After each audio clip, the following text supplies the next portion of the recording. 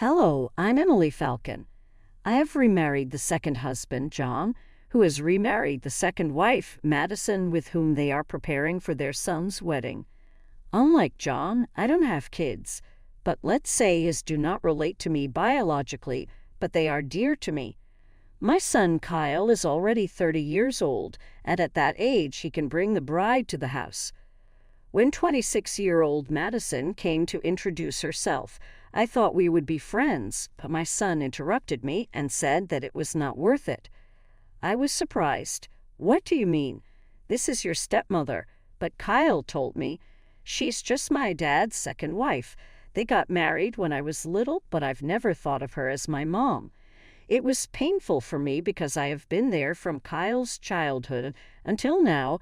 I survived him as an idiotic teenager, and he sees me as an opportunity to have a clean house. And John added, Madison is here. There is no need to nod at her. You were a free clown in the house as long as I kept you in a good mood. It became clear to me that I was considered a worker as the wedding rhythm began. You are part-time and opportunistic, Madison noticed. Feeling hurt, denied, and deceived, I took a drive over the course of that day. I wasn't going to the wedding, and as I was parked at home, my phone recorded what was happening. Even as they were coming into a room together, ready for what they anticipated would be quite a few guests, given what J. John had been telling me, were met with a barren venue. Not a single person showed up. Every person he had been saying about, particularly those politicians, didn't show up. It flawed their day and place in mine. I sat watching them when I opened a cup of coffee and the news, feeling inexplainably untroubled. It was my right to feel this way after they treated me the way they did. Just as they realized what had happened from their experience, I could just smile. I have been treated, and now everyone was going to learn that. Hey, Kyle, what are you doing? This event seems to have far fewer people than what we saw round 5 years ago. Weren't we going to have a celebration with 12 guest roles, remember? I don't know. My dad is furious right now. He expected a bus full of people at the door. He has been preparing, even buying business spinners for the politicians and their campaigns.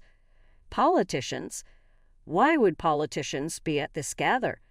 We have no family members who are politicians. Are you joking?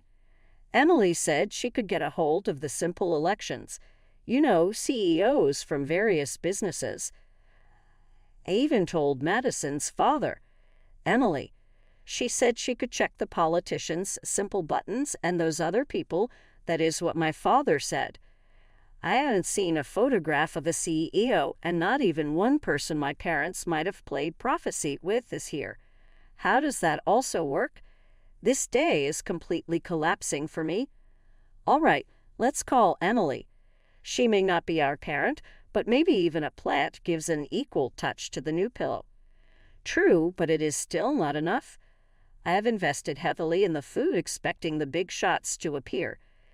Just one extra person will not be of significance. It is still an awful picture in this spacious venue. Maybe there is an error committed. Is there a possibility that I had the wrong invitation day? Nope, I have my cousins and an aunt. We can at least have one person. I will call Emily. So he called me and asked to come here ASAP. I didn't have time to ask why he did it. Anyway, I thought, let's go. Congratulations for wedding, I said to Madison, in a wedding dress, but not much feeling of sincerity. Hey, why you're dressed like this? Madison pushed of the air. Well, you said no strangers will come, so I came dressed like that. What's the matter? You know we had to call you because no one came, so we came dressed like that order girl. Thing that a dead tree will mend in place. A useless maid. You just hang up the phone without saying anything. What can I do? Come grab a dress and go. I will never. Say the best word not to have strangers. And you? I say it when we need to scupper. What do you want me to do? I smiled. You know what? Let me tell you. As I signaled them on start to panic. Now it is time to tell the tithe. Most of 100 people that came are my pedestrians. I told my relatives not to come because they were like strangers and there were 100 people lying relatives. Makes sense, right? Then it is strange that your sister and brother came. Isn't this strange? Even though it is not welcome to invite strangers, would you consider your sister and brother strangers since their spouses are, and so you asked them not to attend? Then either your sister or brother agreed not to come. I have not heard about this one. Obviously, both your sister and brother were on my side. Well, doubtless. Why not? They are my siblings, but do you even care? Have you ever helped them? Indeed, it is true that they also borrowed money from you, but you did not let them stay and turn down help, saying you are a part of a low-income family and blamed them to borrow a big sum of money from loan sharks. It is very unlike you, as even where you need to follow formality to reject others, you were very rude to them, but it was a waste of time.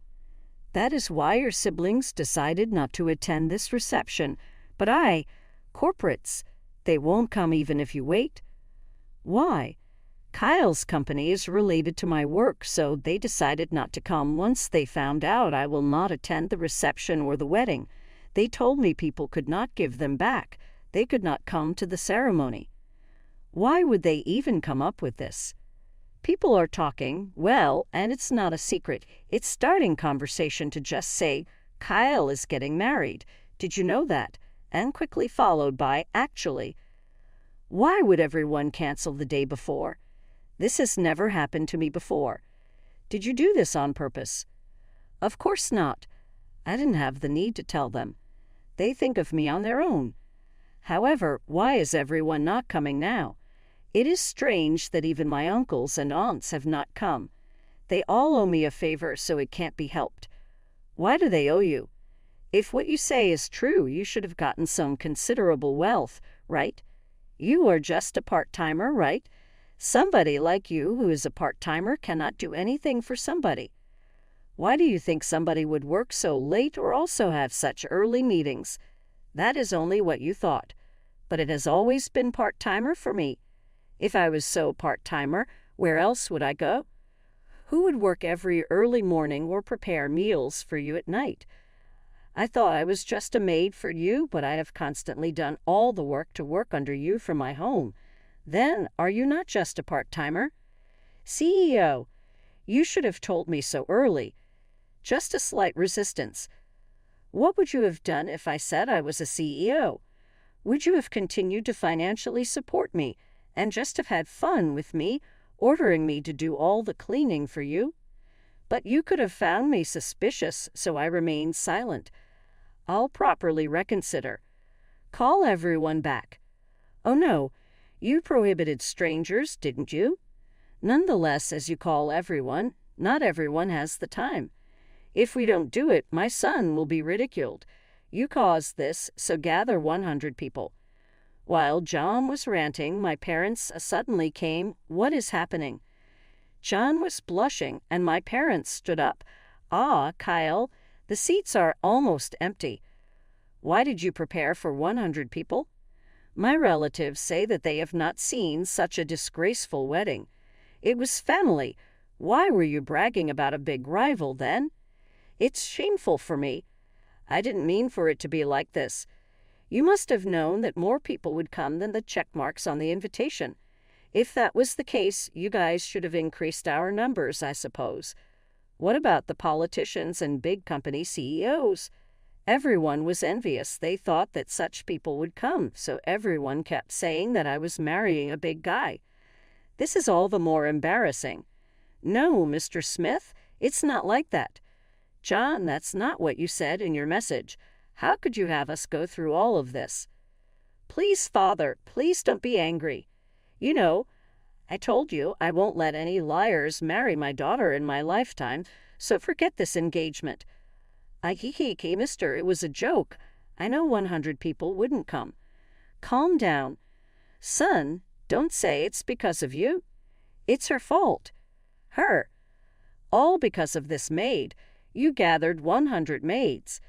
Your actions have affected Madison's father, too. What are you going to do?" "Us is Mrs. Emily Falcon, the CEO." "Emily Falcon, CEO? You mean Kyle's mother?" A maid. At that time, my mother seized the opportunity and turned it into a nasty incident.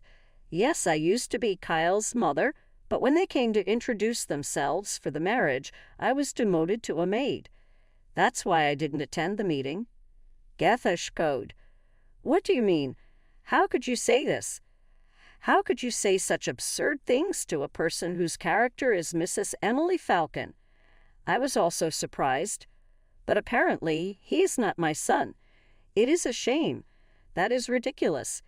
It can't be helped. It is normal for someone not to see a stepmother as their mother. That is unbelievable. It is an unbelievable fortune to have Mrs. Emily Falcon as a mother. I mentioned that the engagement was canceled earlier, but if that means being able to get close to you, please do not cancel. You may continue. But I will soon be divorced, so Kyle will probably be a stranger." "What? Why the sudden divorce?"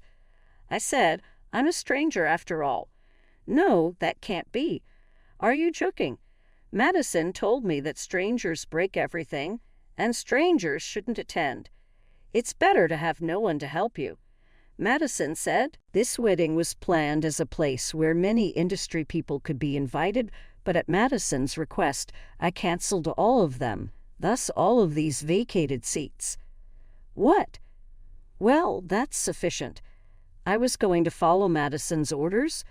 Madison said, "Did you just say that she was a stranger?"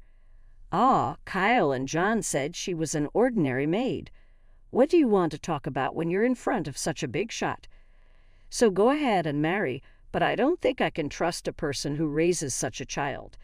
Then you have to reconsider our contract." "What? That's to be expected. Hey, let's think about this one more time.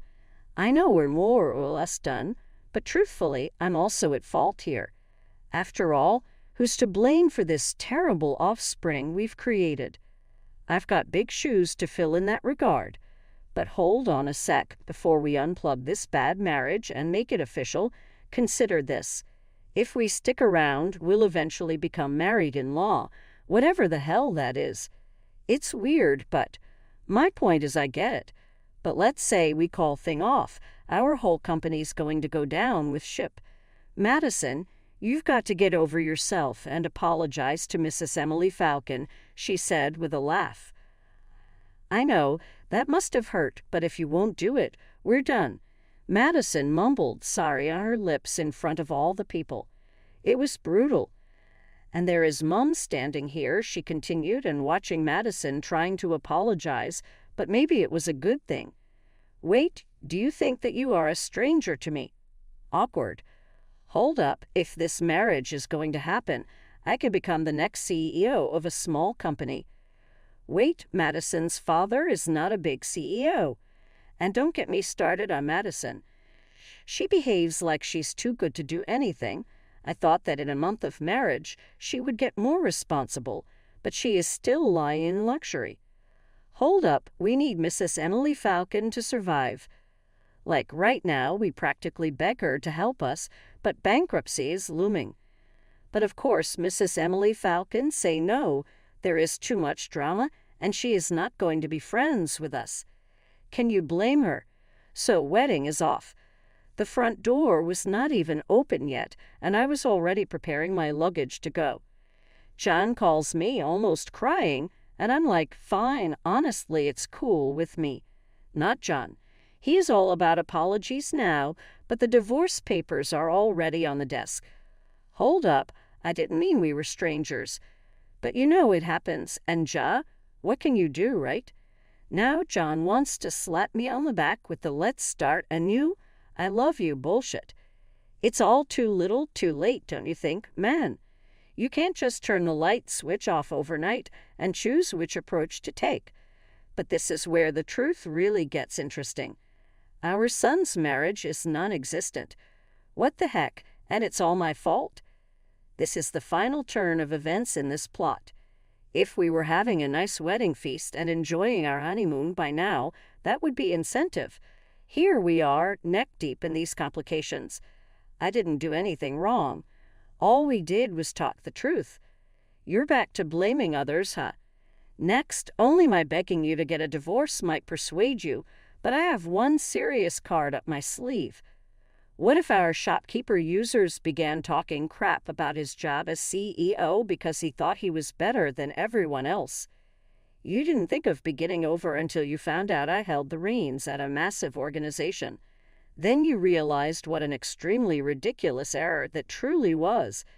There are a few categories of customers, but let me point out one thing. Every important CEO has a successor, right? So if Kyle desires to participate in the company and eventually take over as CEO, why not allow it? But that's bolstering. You see, what about Kyle's abilities to run your organization for a second? Do you believe he's going to destroy it in a few months? You're mistaken. What if he demonstrates just how wrong you are right now? What is this? Kyle knows he will never be capable of running the country, and you know this as well. Why did he leave his current position? Because he felt he didn't need to work for his mother anymore, even if it was only for half the regular salary. His work, his duty, he had to run away from it. Run to help his mother? It is for the best, despite the fact that you and I are divorcing. But we're not divorced yet. He's still your son. But I ordered the lawyers a long time ago. Your ex-husband said something to me, but I didn't even listen. Just hung up and blocked him for good. Then it was necessary to end a dispute about who will pay the penalty for the ruined wedding. But of course, the cutest guys, John and Kyle, did, because Doyle was better at counting money.